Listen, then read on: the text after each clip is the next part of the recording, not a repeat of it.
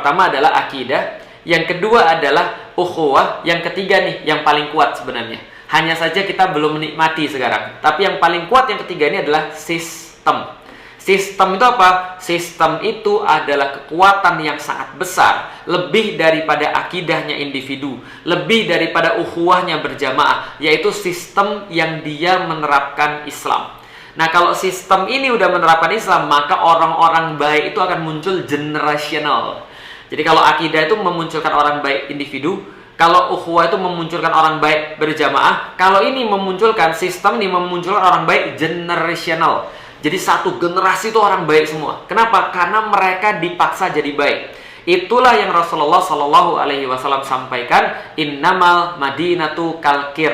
Sesungguhnya Madinah ini seperti tungku api, tanfi khabasiha wa yansi thayyibiha. Sesungguhnya Madinah itu seperti tungku api, maka apapun yang masuk ke dalamnya akan berubah. Kalau masuk, kata Rasulullah, besi yang buruk, maka besi yang buruk-buruk itu buruknya akan hilang. Maka yang tinggal adalah yang bagus-bagus saja, karena sudah terkelupas oleh api tungku itu. Yang kedua adalah kalau besi yang masuk adalah besi yang jelek, besi yang bagus, maka besi itu akan mengkilat oleh tempaan tungku itu.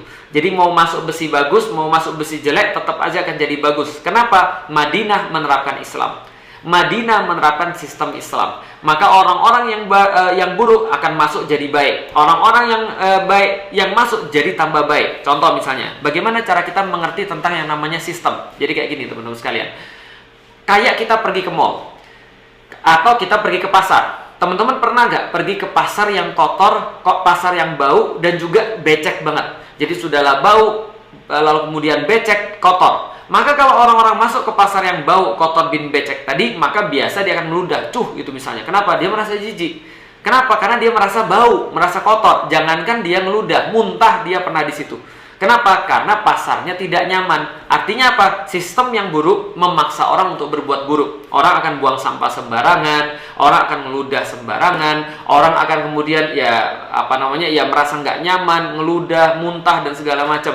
Tapi kalau sistem yang baik akan memaksa orang berbuat baik. Contoh, Anda pergi ke mall, bisa Grand Indonesia, atau misalnya mall manalah yang bagus.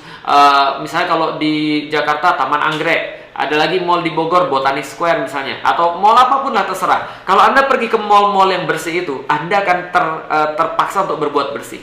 Jangankan Anda muntah, ngeludah aja Anda nggak berani. Buang sampah aja Anda merasa kayak deg-degan. Kenapa? Karena langsung kelihatan.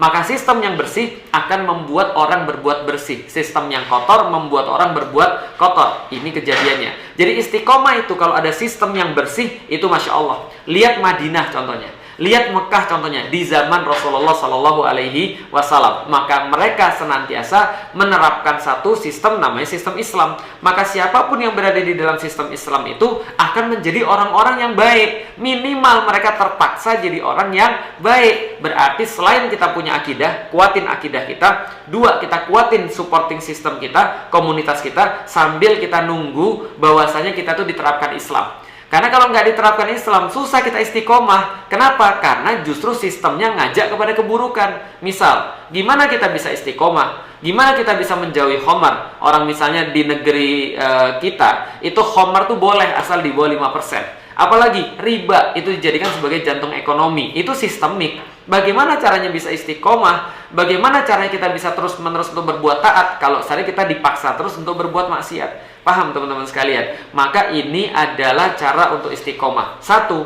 akidah dikuatin. Pertanyaan why dikuatin, ditanyain terus. Kalau nggak bisa, tonton video-video saya. Saya banyak sekali bahas tentang akidah. Tonton video-video saya di YouTube, itu banyak sekali membahas tentang akidah.